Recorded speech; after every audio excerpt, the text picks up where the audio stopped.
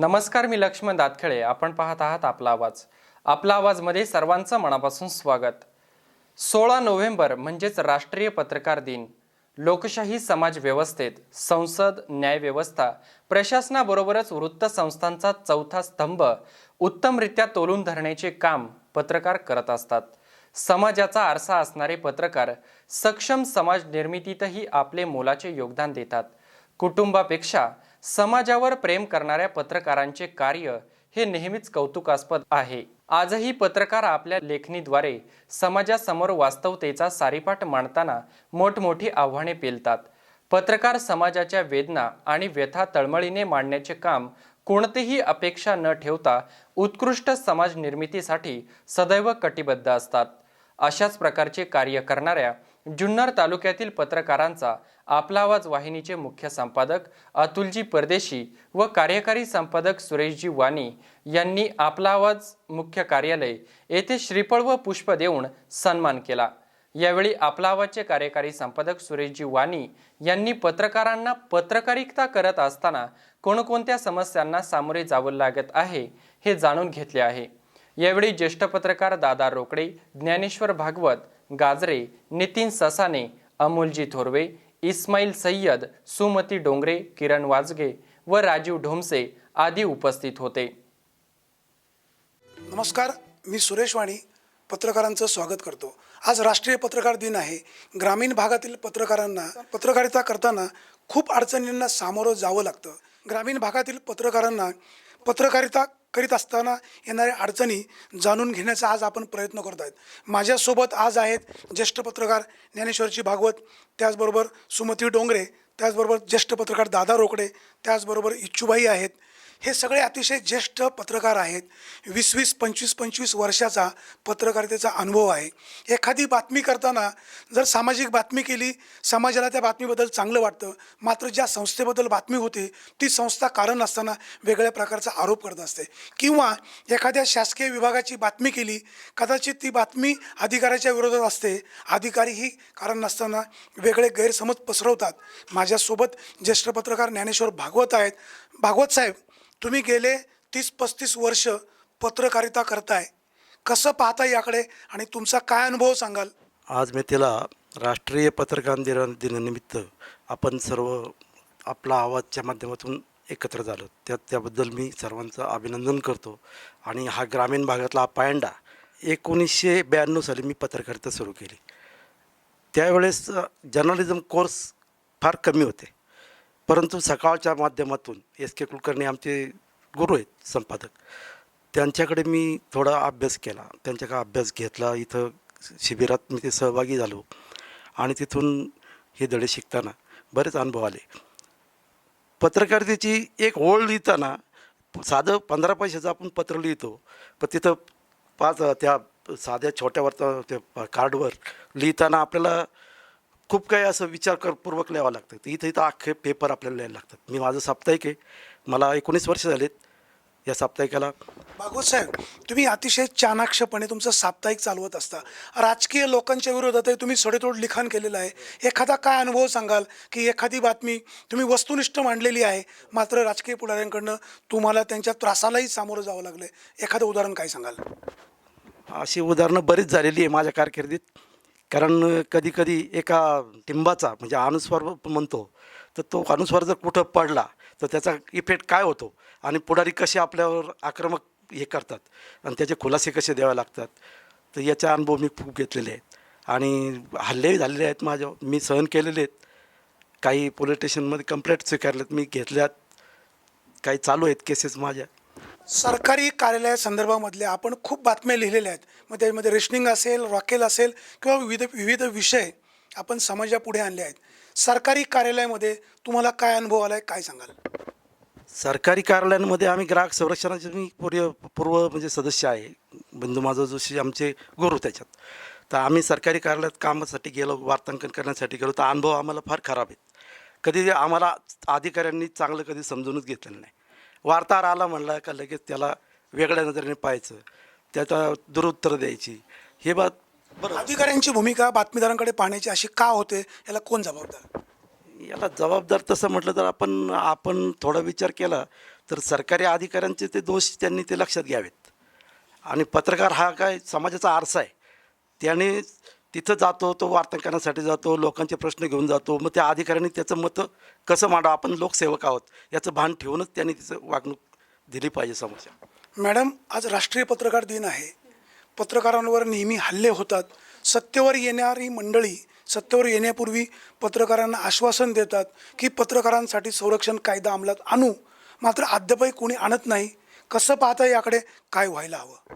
पत्रकारावर होणारे हल्ले हे निश्चितच निंदनीय आहेत. प्रत्येक पक्ष वापरतं की ते एक शस्त्रासारखं वापरतं की आम्ही निश्चितच पत्रकारांच्या संरक्षणाचा कायदा करू, पण सत्तेवर आल्यावर ते जाणून मुजून दुर्लक्ष केलं जातं. पण आज राष्ट्रीय पत्रकार दिनाच्या निमित्ताने मी मागणी करते की पत्रकार संरक्षण कायदा व्हायलाच हवा निश्चित. दादा, ग्रामीण भागामध्ये पत्रकारितेचं काम करणं अतिशय अवघड आहे. तुम्ही अतिशय ज्येष्ठ जाणकार पत्रकार आहात. ग्रामीण भागामध्ये बातमीदारी करताना सर्वसामान्यांच्या ज्या समस्या असतात त्या सोडवण्याचा प्रामाणिकपणे आपण प्रयत्न करतो. अनेकदा काही राजकीय मंडळीही आपण अंगावर घेतो. सरकारी अधिकाऱ्यांचा रोष आपण घेतो. कसं पाहता याकडे? काय होतंय, काय व्हायला हवं? प्रथमतः मी आपला आवाजला धन्यवाद देतो की पत्रकारांच्या समस्या, पत्रकारांना काम करताना किती त्रास होतो हे आपल्या प्रेक्षकांना, वाचकांना जाणून घेण्याची संधी आपला आवाजने दिली. दुसरा प्रश्न, आपल्याला पत्रकारिता करताना जो त्रास होतो, समाजातून कुठलीही बातमी आपण जर तयार करायला घेतली तर त्या बातमीच्या बरोबर काही लोक असतात, त्या बातमीच्या विरोधात काही लोक असतात. त्यामुळे ज्यांच्या बाजूने बातमी आहे ते आपल्याबरोबर असतात, ज्यांच्या विरोधात बातमी आहेत ते आपल्या विरोधात जातात. पत्रकारांना नेहमी कोणता घटक आपल्या अंगावर घ्यावा लागतो आणि त्यातून पत्रकारांवरचे हल्ले घडतात. त्यामुळं बिचकून न जाता निर्भीडपणे महाराष्ट्रातल्या, आपल्या देशातल्या सर्व पत्रकारांनी आजपर्यंत पत्रकारिता केलेली आहे. जे वास्तव आहे ते मांडण्याचा प्रयत्न केला आहे. त्यामुळे ह्या हल्ल्यांना आम्ही घाबरत नाही कुणी. परंतु जर याला शासनाने संरक्षण दिलं आणि पत्रकारांना त्या संरक्षणामुळं निर्भीडपणे पत्रकारिता करतोय, त्यात अजून निर्भीडपणे वास्तव मांडता येईल. सरकारी कार्यालयाचा गलथान कारभार किंवा अधिकाऱ्यांची मुजोरी कशा पद्धतीने होते हे समाजापुढे दाखवण्याचं, मांडण्याचं काम पत्रकार करतात, मीडिया करतात. मात्र हे करत असताना सरकारी कार्यालय असतील, अधिकारी असेल, पत्रकारांबद्दल वेगळ्या प्रकारची चर्चा पसरवतात. राजकीय मंडळीसुद्धा सोयीनुसार बातमीदारांचा वापर करतात. नंतर मात्र एखादी बातमी खरी, वस्तुनिष्ठ आणि त्यांच्या विरोधात गेली तर बातमीदारांबद्दल वेगळी चर्चा करतात. काय सांगाल आपण? आता ह्या चर्चेकडं आपण किती लक्ष द्यायचं तो भाग आलाहीच आहे. आपण ह्या चर्चेकडं लक्ष देऊ नये. आपण आपली बातमीदारीता प्रामाणिकपणे केली तर लोकांच्या समोर सत्य काय आहे ते येतं आणि काही दिवसानंतर ते किती खोटं बोलतायत ते पण समाजापुढे येतं. तुम्ही ज्येष्ठ बातमीदार आहात. तुमच्या आत्तापर्यंतच्या पत्रकारितेमध्ये तुम्ही सरकारी कार्यालयाची बातमी केलेली आहे, राजकीय पुढाऱ्यांना तुम्ही ठोकलेलं आहे बातमीमधून. एखादं उदाहरण सांगाल की राजकीय पुढाऱ्याच्या विरोधात तुम्ही बातमी लिहिली, काय अनुभव आला आहे?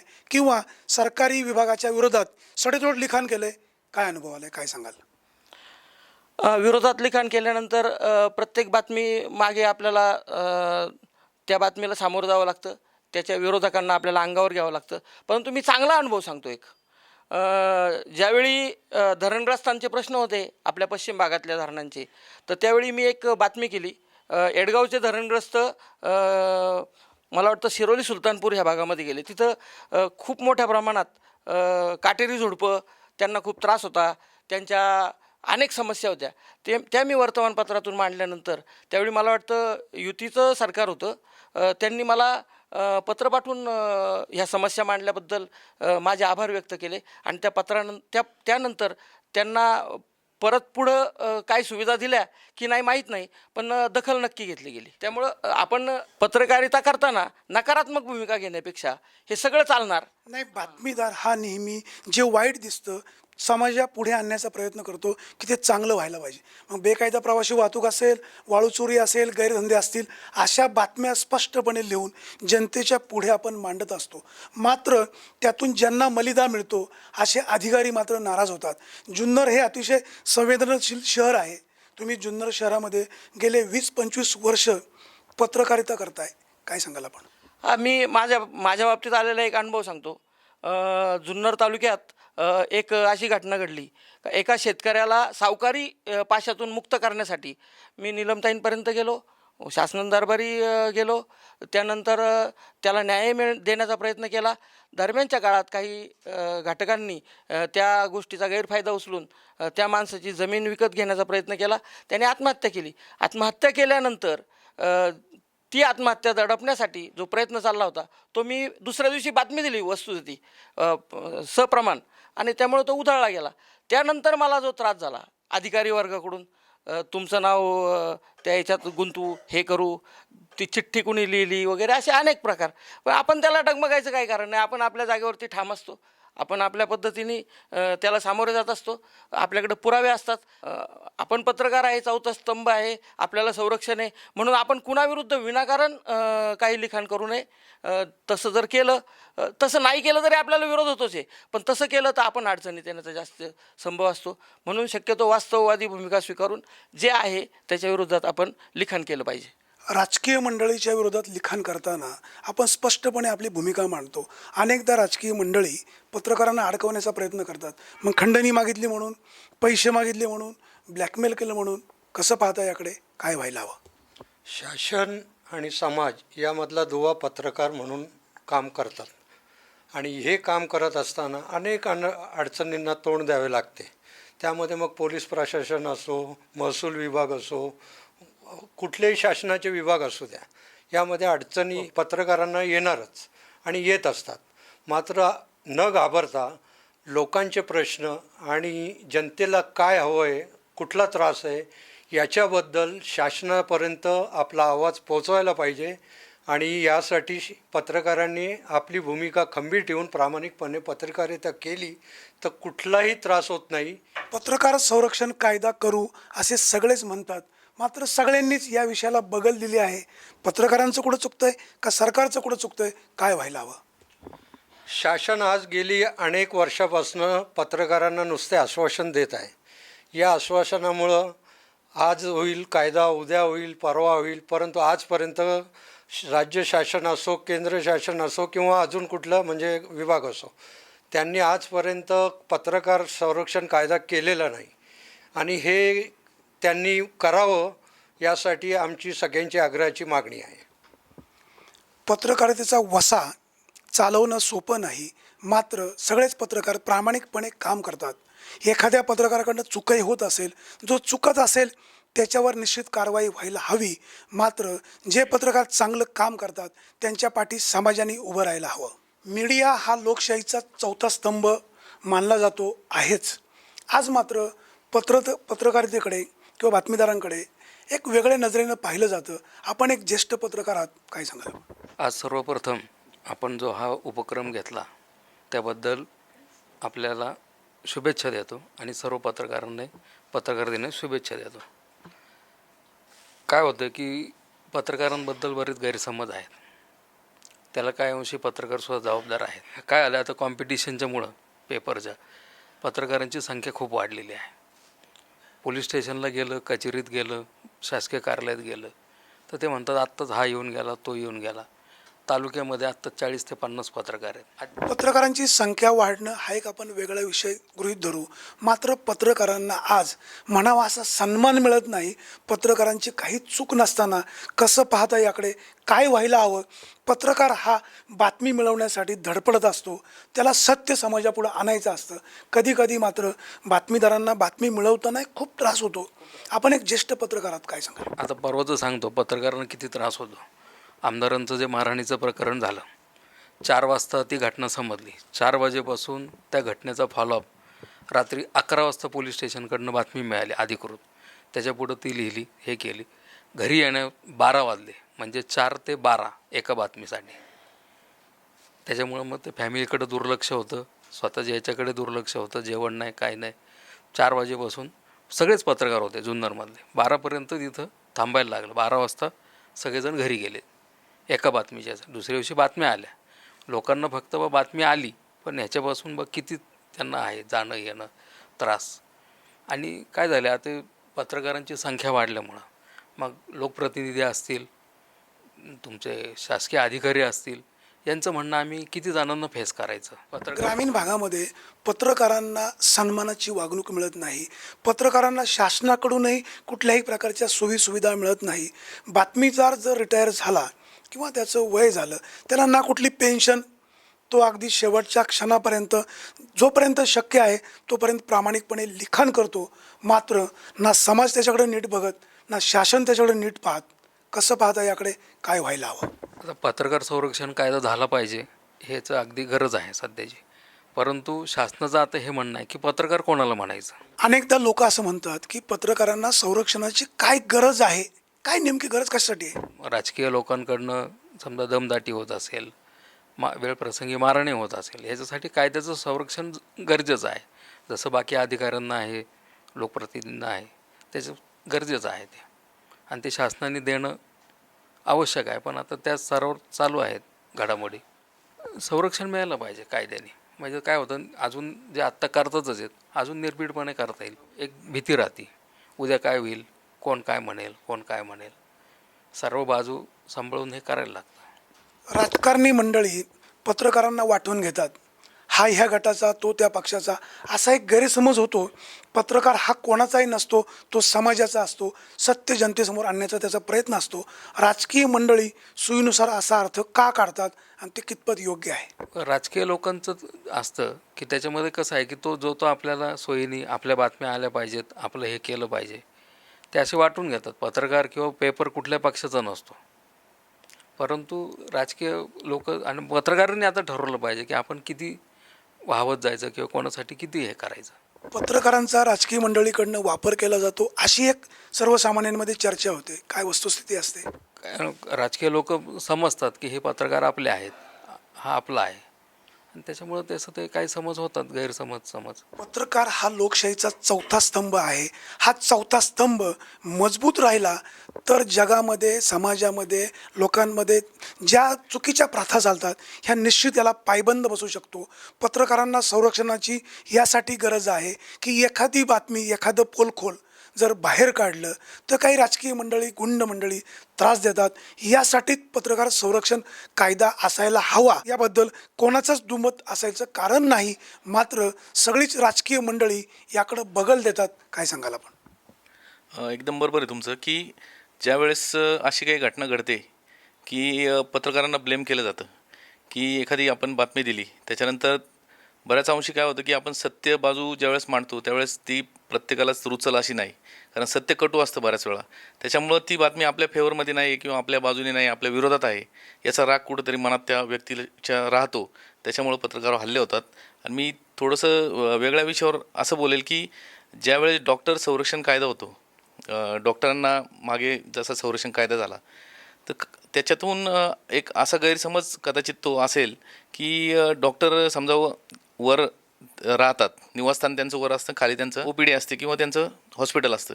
तर बऱ्याच वेळा वर असताना सुद्धा खाली सांगितलं जातं की बाबा डॉक्टर नाही आहे. मग कदाचित डॉक्टरला संरक्षण कायदा दिला म्हणून तो बिंदास आहे की कदाचित त्याच्यामुळं अशी त्यांना भीती असेल शासनाला किंवा शासकीय पदाधिकाऱ्यांना की बाबा पत्रकारांना संरक्षण जर दिलं तर उद्या हे संरक्षण आम्हाला, आम्ही काय पण लिहू, ही कदाचित त्यांच्या मनात भीती असावी.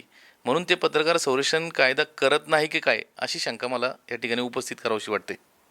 पत्रकार हा सडेतोड लिखाण करतो, जनतेच्या व्यथा मांडतो. मात्र पत्रकारांचे अनेक गट पाहायला मिळतात. जर हे पत्रकार एकत्र राहिले तर प्रामुख्याने सरकारवर किंवा जे चुकीचं वागतात यांच्यावर प्रेशर निर्माण होऊ शकतो. पत्रकारांनी एकत्रित होण्यासाठी काय व्हायला हवं आणि काय अपेक्षा व्यक्त कराल? निश्चित काय होतं की पत्रकारांचे गट पडण्याचं कारण हे भांडवलदार पेपर जे असतील, भांडवलदार वर्तमानपत्र असतील किंवा एखादा साधा वर्तमानपत्र असेल, ती त्याच्यामुळं तिची तफावत आहे की बाबा माझा फार खपाचा पेपर आहे, माझा फार कमी खपाचा पेपर आहे. त्याच्यामुळं ती एक स्पर्धा होते आणि ॲटोमॅटिक ते गट पडले जातात. जे काही जास्त खपाचे वर्तमानपत्र असतील किंवा जास्त चॅनल, एखादा चॅनल जास्त TRP असेल त्याला, तर निश्चित त्याला वाटतं की आपण भारी आहे किंवा आपलं एक वेगळं स्थान आहे, म्हणून तो त्याच्या पद्धतीने त्याचा ग्रुप करतो. म्हणजे हा नॅचरली तो ग्रुप पडतो. मला याच्यात पडायचं नाही की ग्रुप असावा, ते नॅचरली होतं.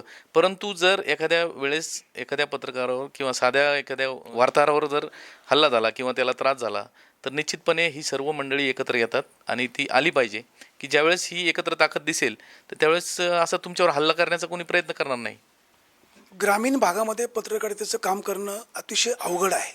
नितीनजी गाजरे यांनी गेले 30-35 वर्ष ग्रामीण भागामध्ये अतिशय समर्थपणे पत्रकारिता केली आहे.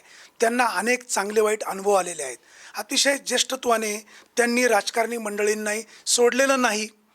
गाजरे साहेब, आपण एवढे वर्ष पत्रकारितेमध्ये आहात, काय आपला अनुभव सांगाल? राजकारणी मंडळीचा चांगला अनुभव, एखादा वाईट अनुभव, किंवा आपण कसं पाहता याकडे? पत्रकारिता करत असताना अनेक बरे वाईट अनुभव आलेले आहेत. त्याच्यामध्ये आपण जेव्हा एखादी विरोधी बातमी टाकतो, मागं मी एक टाकली होती बातमी, त्यावेळेस इतका मला दिवसभर त्रास झाला याचा. कोणती बातमी? तालुक्यातल्या संदर्भात, विकासाच्या संदर्भात कशी बातमी, म्हणजे विकास कामं झालीत नाही झालीत, दर्जेदार झालीत नाही झालीत, मोठी बातमी होती. तर इतका दिवसभर त्याच्यावर त्रास झाला, अगदी धमकीचे फोन आले, पण मी अजिबात डिस्टर्ब झालो नाही. ज्यांच्या विरोधात मी टाकली होती त्यांची एक 8 दिवसानंतर भेट झाल्यानंतर मी त्यांना फक्त एवढंच सांगितलं की साहेब, ही बातमी मी टाकली तुमच्या विरोधात, पण खरं जी आपण हे सांगतो, खरी चूक जे तोंडावर सांगतो तोच आपला खरा मित्र असतो. उगाच तुमच्या तोंडावर सांगायचं साहेब फार चांगलं फार चांगलं फार चांगलं. त्यांनाही ते पटलं. ते तेवढं 4-5 दिवस ते डिस्टर्ब झाले होते, त्यांनाही ते पटलं. आणि त्याच्यानंतर त्यांनी ते म्हणले मी ते सगळं सोडून दिलेलं आहे. मी म्हटलं साहेब तुमच्या कार्यकर्त्यांना सांगा. त्यांची मला ते म्हणले ठीक आहे, जे झालं ते झालं. परत त्याच्यानंतर काही त्रास नाही, पण आपली जे आहे काम हे चालूच ठेवायचं. मग आता जुन्नरच्या सध्या नगरपालिकेतले विषय असतील, आम्ही मागं इथले पिंगळे साहेब जे आले होते PI, त्यांना आम्ही सांगून पहिल्या बातम्या टाकून त्याच्यानंतर इथं पार्किंगचा मोठा प्रश्न होता. तर पिंगळे साहेबांना सर्व हे सहकार्य करून पत्रकारांनी पार्किंगची व्यवस्था आपण जुन्नरमध्ये चालू केली. ते 3 वर्ष होते, 3 वर्ष ते अतिशय कार्यक्षमपणे चालली. लोकांनी त्यावेळेस सुरुवातीला त्रास झाला, शिस्त लागली, दंड झाले लोकांना, पण नंतर लोक स्वतःहून समाधान झाली. नाही तर आत्तापर्यंत तो प्रश्न कुणी मांडलेला नव्हता. सर्व पत्रकारांनी मांडला, समस्या सुटली. आत्ता ते सर्व व्यवस्थित चाललेलं आहे. म्हणजे पत्रकार कामं करू शकतो, चांगलं मनात जाणलं तर आपण चांगली कामं अधिकाऱ्यांना विश्वासात घेऊन करू शकतो. सरकारी अधिकाऱ्यांकडून पत्रकारांना सन्मानाची वागणूक मिळत नाही अशी कुरबूर असते. काय सांगाल आपण? एवढ्या वर्षाचा आपला अनुभव काय आहे? कसे तुम्ही तिथं रिलेशन मेंटेन करताय त्याच्यावरती सगळं असतं. त्याच्यामुळं अधिकारी काही वेळेस चुकीचं हे करतात. 3-4 दिवसापूर्वीच अँटी करप्शनचा जो इथे एक ट्रॅप झाला, त्याच्यामध्ये प्रेशर होतं बातमी नका टाकू, नॉर्मल टाका. पण जे आहे वस्तुस्थिती झाली, त्यांना पकडलं होतं, त्याच्यामुळं टाकायला लागली. पत्रकार हा नेहमी समाजाला दिशा देण्याचं काम करतो. पत्रकार हा केवळ राजकीय लोकांना किंवा अधिकाऱ्यांना दडपण्याचं कधीही काम करत नाही. समाजाला घडवणं, समाजाला वाढवणं, चांगल्या ट्रॅकवर नेणं असं काम प्रामुख्याने होतं. अनेक अनुभव वेगवेगळे येतात. तुम्ही तुमचा एखादा चांगला अनुभव सांगाल? एक 10 ते 15 वर्षापूर्वी इथं शिवनेरीवर चोरी झाली होती. शिवाई देवीची चोरी झाली. त्यावेळेस दादा रोकडे, मी, सगळे आम्ही इथले स्थानिक पत्रकारांनी बातम्या वगैरे टाकल्या, पण चोरीचा तपास काय लागायला तयार नाही. त्यावेळेस अधिवेशन चालू होतं नागपूरचं. दादांनी आम्ही नीलमताई गोरेंना ते सर्व ही माहिती दिली आणि त्यांना सांगितलं बा, मॅडमलाही माहिती नव्हतं. त्यांनी तातडीने तो प्रश्न विधानसभेत उपस्थित केला की छत्रपतींच्या जन्मस्थानी चोरी होती, हे भूषणावं नाही. तेव्हा मान्य RR पाटील उपगृहमंत्री होते. त्यांनी तो प्रश्न गांभीर्याने घेतला. त्याप्रमाणे इथं सगळे संदेश आले आणि एक 15 दिवसाच्या आत त्या चोरीचा तपास लागला आणि ते दागिने वगैरे जे गेले होते ते सर्व मिळाले आणि ते सन्मानाने मग RR पाटलांनीच त्या संबंधित ट्रस्टींना ते दिले. म्हणजे आपण बा ती एखाद्या गांभीर्याने जर घेतलं आपण आणि अधिकाऱ्यांना तसं हे केलं आणि पदाधिकाऱ्यांशी म्हणजे राजकीय लोकांनाही जर सांगितलं, नीलमताईंनी तो अतिशय गांभीर्याने प्रश्न घेतला आणि RR पाटलांनी त्यांना आश्वासन दिलं होतं की अधिवेशन संपायच्या आत या चोरीचा तपास लागेल आणि तसंच झालं. 15 दिवसाच्या आत तपास लागला आणि शिवाई देवीचे दागिने परत मिळाले. पत्रकार हा स्वच्छ आरसा असतो. समाजाचं प्रतिबिंब त्या आरशामध्ये स्वच्छपणे मांडण्याचं काम पत्रकार हा करत असतो. पत्रकाराकडनं रोखठोक लिखाण केलं जातं. नारायणगाव ग्रामपंचायतीचा गलथान कारभार बाहेर काढण्याचं काम किरण वाजगे यांनी केलं आहे. त्यांचा हा गलथान कारभार काढण्यामध्ये सिंहाचा वाटा राहिला आहे. किरणजी, काय अनुभव सांगाल? अगदी बरोबर आहे की ज्यावेळेस एका गाळ्याधारकाला केवळ त्याकडे पैसे नाही आहेत म्हणून त्याची सर्व त्याच्या गाळ्यामधली दुकानामधली भांडी सुमारे 2 ते 2.5 लाखाचा ऐवज तो जप्त करण्यात आला. आणि जप्त करण्याची जी पद्धत होती की हातामध्ये कुऱ्हाड्याच्या दांडकी किंवा खोऱ्याची दांडकी, त्याचप्रमाणे खिशामध्ये कोयता, हे ज्यावेळेस त्या कॅमेऱ्यामध्ये इन झालं आणि सुदैवाने त्या घटनेचं चित्रीकरण करण्यात आलं होतं काही स्थानिक तिथल्या तरुणांकडून, त्याच्यामुळं तो एक सबळ पुरावा त्या ठिकाणी ठरला गेला. आणि त्याच्यावर फार असं प्रेशर होतं आमच्यावर की बाबा ही बातमी येऊ देऊ नका, किंवा बाबा ह्या बातमी जर आली तर तुम्हाला पण त्रास होईल. परंतु आम्ही कुठल्याही प्रकारे न डगमगता काही आम्ही सर्वच पत्रकारांनी अतिशय जे काय वास्तव होतं ते मांडलं. आणि त्याच्यानंतर त्या साधारण 60 गाळे, सुमारे 60 गाळे आहेत, त्या 60 गाळ्यांचे प्रत्येकी 1-1 लाख रुपये घेण्यात आले होते स्थानिक ग्रामपंचायतचा जो लीडर होता त्याच्याकडून. आणि त्याच्यानंतर पुन्हा एकदा ती कारवाई केल्यानंतर आणखी 1-1 लाख रुपये, म्हणजे असे 6×12 म्हणजे 1,20,00,000 रुपये त्या ठिकाणी मोठा असा घोटाळा होता तो. परंतु घेतलेले 60 लाख रुपये, प्रत्येक गाळ्याचे 1-1 लाख रुपये असे प्रत्येकाला ते द्यावे लागले, हे केवळ ह्या बातमीदारांच्या परखड लिखाणामुळे. म्हणजे हा एक पत्रकारितेचा विजय म्हणावा लागेल. अशा लहान सहान गोष्टी असतात की रस्ते असतील किंवा एखाद्या तमाशा कलावंत असेल साधा, तर त्याला न्याय नसेल मिळत, किंवा एखाद्या तमाशा बंद, हुल्लडबाजी करून युवक त्या ठिकाणी बंद पाडतात, अशाही घटना आम्ही वेळोवेळी मांडण्याचा प्रयत्न केला आहे. त्या घटनांची दखल अगदी अधिवेशनातसुद्धा घेतलेली आहे यापूर्वी. त्याच्यामुळे साध्या साध्या गोष्टी असतात, त्या गोष्टी मांडण्याचा नेहमी आमचा प्रयत्न असतो आणि समाजाला न्याय देण्याचं काम असतं. हे आम्ही प्रामाणिकपणे करतो, हे इथं आवर्जून सांगावंसं वाटतं. समाजाला रोखठोकपणे न्याय देण्याचं काम करत असतो तो पत्रकार. पत्रकाराची जी भूमिका असते ती स्वच्छ, स्पष्ट आणि निर्मळ असते. नितीनजी ससाणे, आपण जुन्नर शहरामध्ये बातमीदार म्हणून काम करता. जुन्नर शहरामध्ये सगळ्याच समाजाची लोकं राहतात. अतिशय जबाबदारीने लिखाण करावं लागतं. काय सांगाल आपण, कशा पद्धतीनं समाज पत्रकारांकडे पाहतोय? आज ग्रामीण भागात पत्रकार म्हणून काम करत असताना फक्त पत्रकारिताच नाही तर त्याचबरोबर अनेक जी आव्हानं आहेत जी तुम्हाला तुमच्या पेपरच्या मालकांनी दिलेली असतात ती देखील तुम्हाला पार पाडावी लागतात. फक्त पत्रकार म्हणजे पत्रकारच नाही तर त्यावर तुम्हाला केअर म्हणजे सर्क्युलेशन, पेपरचं सर्क्युलेशन पाहावं लागतं, ॲडव्हर्टाईज पाहावं लागतात, रिकव्हरी पाहावं लागतं, परत तुम्हाला संपादकीय पण द्यावं लागतं. म्हणजे जे बाहेरच्या लोकांना जसं वाटतं की पत्रकारिता म्हणजे काहीतरी ग्लॅमर आहे, बरोबर, त्याचबरोबर त्याची आव्हान देखील तेवढंच कठीण असतं. समाजाकडून तुम्हाला सन्मान मिळतो. चांगली बातमी लिहिली, एखादा विषय समाजापुढे मांडला तर समाज तुमच्याकडे चांगल्या नजरेनं पाहतो. अनेकदा काही मंडळी तुमच्यावर रागवतात, दमबाजी होते, यावेळेला कुटुंबियांची भूमिका काय असते? तसं पाहायला गेलं तर पत्रकारितेमध्ये फारसं आर्थिक स्थैर्य मिळतं अशातला काही भाग नाही.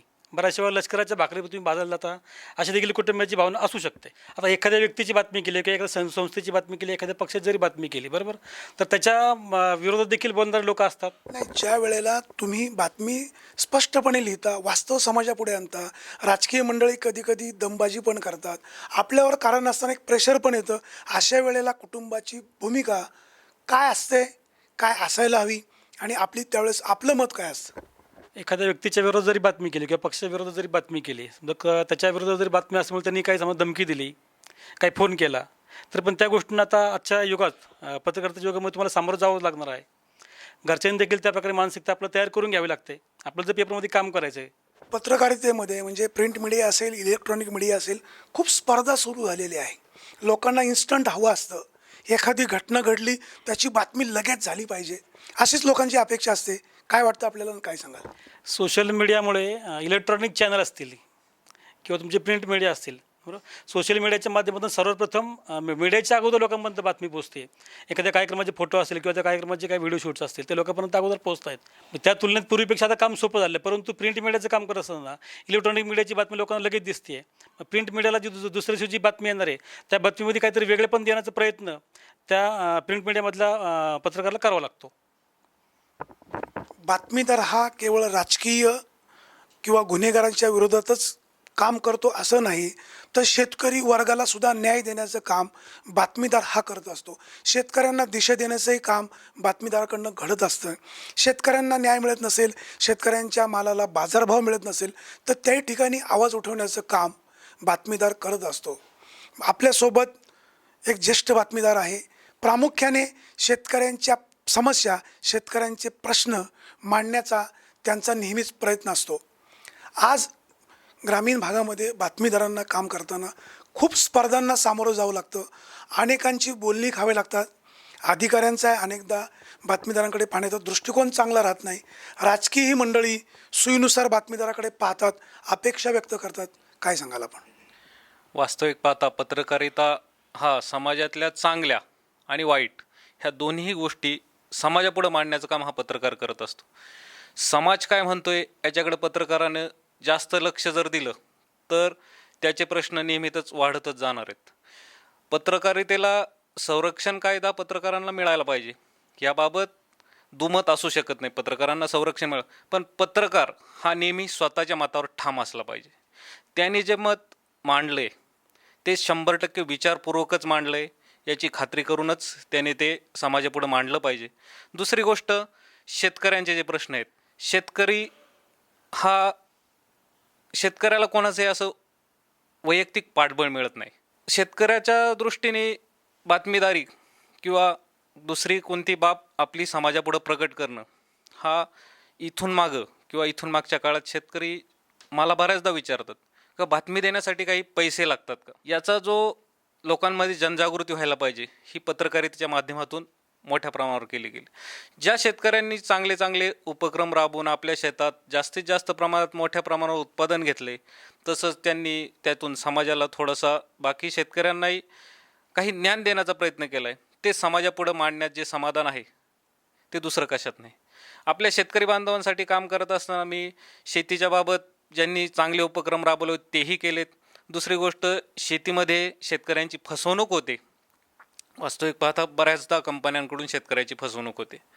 मध्ये आपण जर अनुभवलं असेल किंवा आपल्याला माहीत असेल 1057 ज्या जातीचं बियाणं, टोमॅटो जातीचं बियाणं, त्याच्यामध्ये शेतकऱ्यांची फार मोठ्या प्रमाणात फसवणूक करण्यात आली. त्याच्यानंतर हवामानातील बदल असेल किंवा दुसऱ्या कोणत्याही गोष्टीचं हे असेल, पण नंतरच्या काळात शेतकरी ठाम राहिला नाही.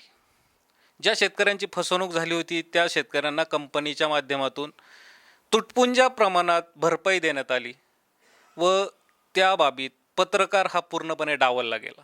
पत्रकाराने स्वतःच्या जीवाशी उदार होऊन किंवा स्वतःच्या कर्तृत्वावरती ज्या कंपनीचं बिंग फोडलं होतं ते सही सलामत राहिलं.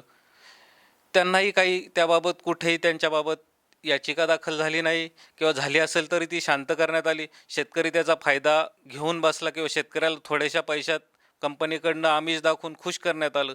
पण त्यावेळेस पत्रकार मात्र उघडा पडला. त्यावेळेस पत्रकार उघडा पडला तर पत्रकाराच्या पाठीमागे जरी कोणी नसेल तर त्या पत्रकाराने जे पत्रकारिता केली आहे ते वास्तवाला धरून केली असल्यामुळं त्याला तसं काही कोणाला घाबरायची कारण नाही. समाजाला दिशा देण्याचं काम पत्रकार करतो. सरकार पत्रकारांकडे पाहताना आजही उदासीन आहे. बरोबर आहे, आपल्या म्हणण्याला मी सहमत आहे. समाजाला दिशा देण्याचं काम हा पत्रकार करतो आणि सरकारच्या माध्यमातून किंवा कोणत्याही आतापर्यंत आलेल्या सरकारने किंवा इथून मागच्याही सरकारने फक्त पत्रकारांना आश्वासनापलीकडे काहीच दिलं नाही. वास्तविक पाहता पत्रकार हा नेहमीच स्वाभिमानी असल्याचा समाजाला दाखवतो. स्वाभिमानी आहेच पत्रकार, परंतु काही ठिकाणी असं होतं की राजकीय बळाचा वापर करून किंवा काही ठिकाणी शासकीय पातळीवरती पत्रकारांची कोंडी करून त्यांना अडचणीत आणलं जातं. पत्रकारांना हल्ले होतात म्हणजे काय होतात, पत्रकारांना मारहाण होते हा एकच मुद्दा नाही, कदाचित पत्रकारांच्या कुटुंबालाही त्याचा त्रास सहन करावा लागतो. पण आजपर्यंत मी माझ्या पत्रकारितेच्या आयुष्यात जो मला अनुभव आला आहे, माझं कुटुंब हे नेहमीच माझ्या पाठीशी राहिलेलं आहे. स्वाभिमानी पद्धतीला त्यांनी नेहमीच माझं पाठबळ दिलेलं आहे. त्याच्यामुळं मला पत्रकारिता करताना अशी कोणतीही भीती वाटत नाही का ह्या गोष्टीमुळे जे चुकत असेल त्याबाबत स्पष्ट लिहिणं आणि जे बरोबर असेल त्याला योग्य न्याय देणं हेच काम मी पत्रकारितेत आजपर्यंत केलं आणि यापुढेही करीत राहील. पत्रकार हा सरळ पद्धतीने समाजापुढे ज्या समाजामध्ये चुकीच्या प्रथा आहेत, चुकीचं काम चालतंय त्याला वाचा फोडण्याचं काम करत आहे.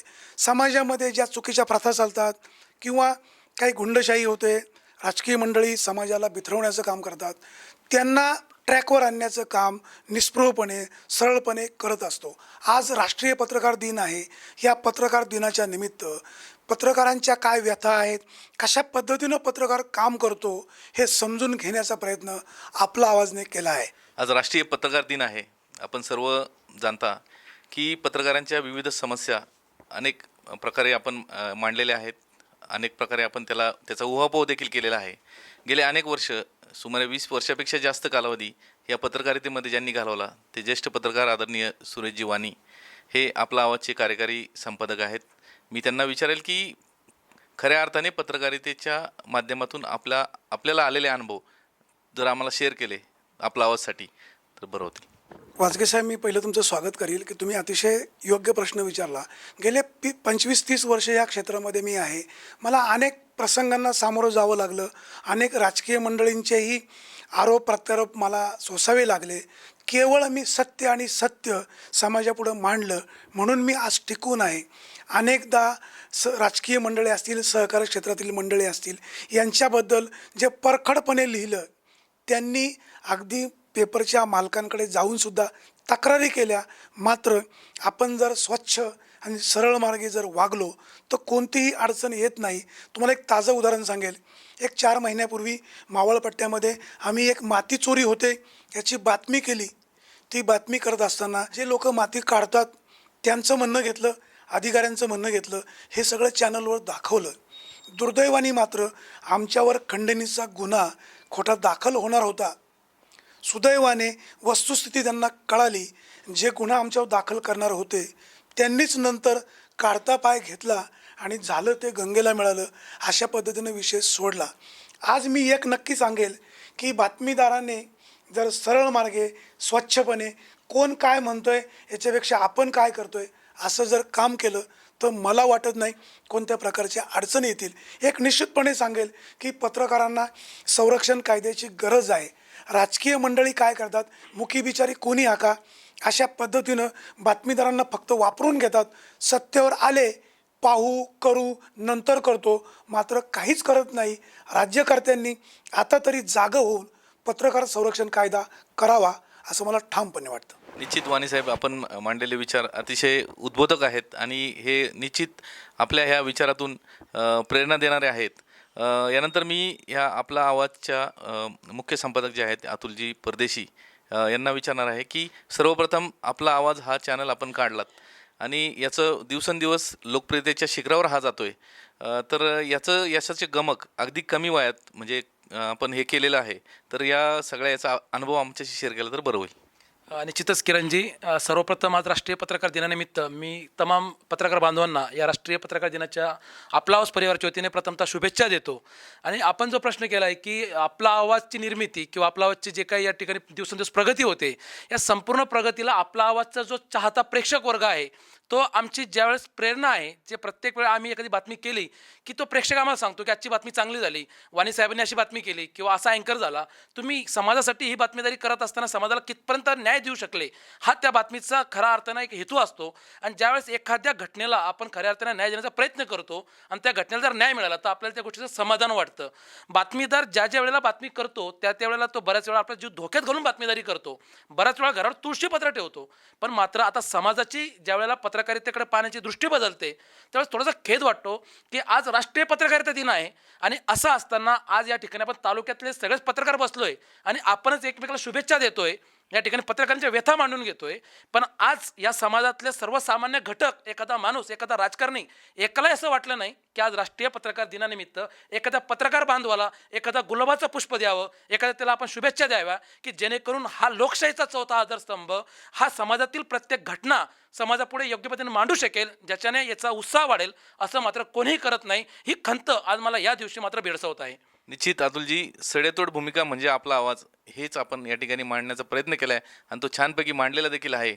मी पुन्हा एकदा राष्ट्रीय पत्रकार दिनाच्या सर्वांना शुभेच्छा देतो आणि सांगायला मला निश्चित आवडेल की सुरेशजी वाणी अतिशय परखड कुणीही किती मोठा व्यक्ती असू, किती मोठा राजकारणी असू, त्याला त्याच्या प्रश्नाचं उत्तर त्यांना द्यावं लागतं आणि ते देतात आणि त्यांच्याकडून ते वदवून घेतात आणि अशा पद्धतीने त्यांचं काम आहे. अतुलजी परदेशी देखील त्यांच्याच स्वभावाला साजेसं असं काम माध्यमातून करत आहे. मला एक विचारावं असं वाटतं की प्रिंट मीडिया आणि इलेक्ट्रॉनिक मीडिया यामधला नेमका फरक काय आहे आणि तुम्ही हा प्रिंट मीडिया सोडून इलेक्ट्रॉनिक मीडियाकडे का वळलात? आज आपल्यावरचे कार्यकारी संपादक सुरेशजी वाणी सर गेले 20-25 वर्ष बातमीदारी करत आहे प्रिंट मीडियामध्ये आणि मी त्यांच्यासोबत एक 10-12 वर्ष दैनिक पुढारी, लोकमत अनेक दैनिकांना मी बरोबर काम केलं आहे. मात्र ज्या वेळेला जसं नितीन ससानेंनी सांगितलं की बातमीदार ज्यावेळेला बातमीदारी करतो त्यावेळेला दैनिकाचा असणारा आपल्यावरती प्रेशर फक्त आपण बातमी चांगली करतोच, पण त्यामागे जाहिराती असतील, त्यांचे अनेक प्रकारचे काही जे कंटेंट असतील ते आपल्याला विक्रीला देतात. म्हणजे आता बातमीदार राहिला नाही तर त्या एखाद्या दैनिकाचा तो जाहिरातदार झाला आहे, अशा प्रकारची भूमिका तयार झाली आहे. मग असं असताना एखाद्या चांगल्या बातमीदारांनी स्वतःचं काय केलं पाहिजे, तर कुठेतरी एक भावना मनात आली की आपण आपलं स्वतःचं काहीतरी एक इलेक्ट्रॉनिक माध्यम सुरू करावं. आज आपली स्वमालकीची इमारत आहे, मग असा विचार केला की एखादं इलेक्ट्रॉनिक माध्यम सुरू करताना काय केलं पाहिजे, तर आपला आवाज हे नाव एक डोक्यात सुरू झालं आणि आपला आवाज आपण चॅनल सुरू केलं. ज्यावेळेला दिवाळी सुरू झाली त्यावेळी आपली पहिली बातमी होती की राज्यात दिवाळी उत्साहात साजरी, महाराष्ट्राचा मानबिंदू किल्ले शिवनेरी अंधारात. आणि आपण ती बातमी केल्यानंतर या ठिकाणी जुन्नर नगर परिषदेचे माजी नगराध्यक्ष दिनेशजी दुबे यांनी स्वतः माफी मागितली आणि किल्ले शिवनेरी आणि या ठिकाणी लाईटिंग त्या ठिकाणी टाकण्यात आली, विद्युत रोषणाई करण्यात आली. हा आपल्यावरचा एक इम्पॅक्ट होता. आपण ज्यावेळेला प्रिंट मीडियात बातमी करतो ती बातमी आपण सकाळी किंवा संध्याकाळी लिहितो, ती बातमी प्रेक्षकांना किंवा आपल्या वाचकांना उद्या वाचायला मिळते. मात्र आता जमाना सोशल मीडियाचा आहे, कुठे एखादा अपघात झाला, कुठे एखादी घटना घडली तर ती लगेचच लोकांना सोशल मीडियाला पाहायला मिळते आणि त्याच्यावरूनच आपला आवाज असेल किंवा इतर जे काही इलेक्ट्रॉनिक माध्यमाचे जे काही मीडिया आहे ते लगेचच ती बातमी करतात, जेणेकरून प्रेक्षकांना ती बातमी ताजी त्या ठिकाणी पाहायला मिळेल असं मी आपण सांगू इच्छितो. धन्यवाद अतुलजी. निश्चितच प्रिंट मीडियाला देखील व्हॉट्सअप जर्नलिस्टची आवश्यकता आता भासायला लागलेली आहे आणि या आधुनिक काळामध्ये इलेक्ट्रॉनिक मीडिया असेल हे चांगलं यशस्वी प्रगती करते, परंतु निश्चितपणे प्रिंट मीडिया देखील त्याचा हा तो काही सोडायला तयार नाही आहे. प्रिंट मीडिया देखील त्याच उत्साहाने त्याच जोमाने सुरू आहे. त्याबाबत मी वाणी सरांना एक विचारेल की प्रिंट मीडिया देखील आजच्या काळात उपयोगी आहे, परंतु भविष्यात त्याची अवस्था कशी असेल? प्रिंट मीडियाचं अस्तित्व कधीही संपणार नाही. इलेक्ट्रॉनिक मीडियाचे कितीही चॅनल निघाले तरी प्रिंट मीडियाचं अस्तित्व संपणार नाही. याचं मुख्य कारण म्हणजे जी विस्ताराने बातमी येते, जे वास्तव येतं ते प्रिंट मीडियामध्ये असतं. इलेक्ट्रॉनिक मीडियामध्ये सुद्धा जे दिसतं तेच आपण दाखवलं जातो. प्रिंट मीडियाची एक जमेची बाजू आहे की ज्या पद्धतीनं घडतं त्याबाबतची दुसरी बाजू, तिसरी बाजू, चौथी बाजू ही दैनिक मांडत असतं. म्हणूनच प्रिंट मीडियाचं जे वास्तव आहे किंवा प्रिंट मीडियाचं जे स्थान आहे ते आढळ आहे. इलेक्ट्रॉनिक मीडिया समाजाला जी घटना घडली त्याचं इन्स्टंट न्याय देण्याचं काम करतं आहे. प्रिंट मीडियामुळे जे घडलं आहे ते समाजापुढे येतं आहे. त्याचबरोबर प्रिंट मीडियामध्ये सुद्धा ज्या पद्धतीनं काय घडलं आहे त्याची दुसरी बाजू काय आहे हेही मांडण्याचं काम करतं आहे. मला तरी आज असं वाटतं आहे की प्रिंट मीडियाचं जे वास्तव आहे किंवा प्रिंट मीडियाचं जे ठिकाण आहे, प्रिंट मीडियाला भविष्य काळामध्ये धोका नाही असं तरी मला आज वाटतं. धन्यवाद विस्तृत अशा माहितीबद्दल. आणि निश्चितच या आपला आवाजला चांगले दिवस आल्याशिवाय राहणार नाही. एक आंतरराष्ट्रीय दर्जाचा चॅनल व्हावा या ठिकाणी मी सदिच्छा व्यक्त करतो आणि सर्वांना शुभेच्छा देतो. धन्यवाद.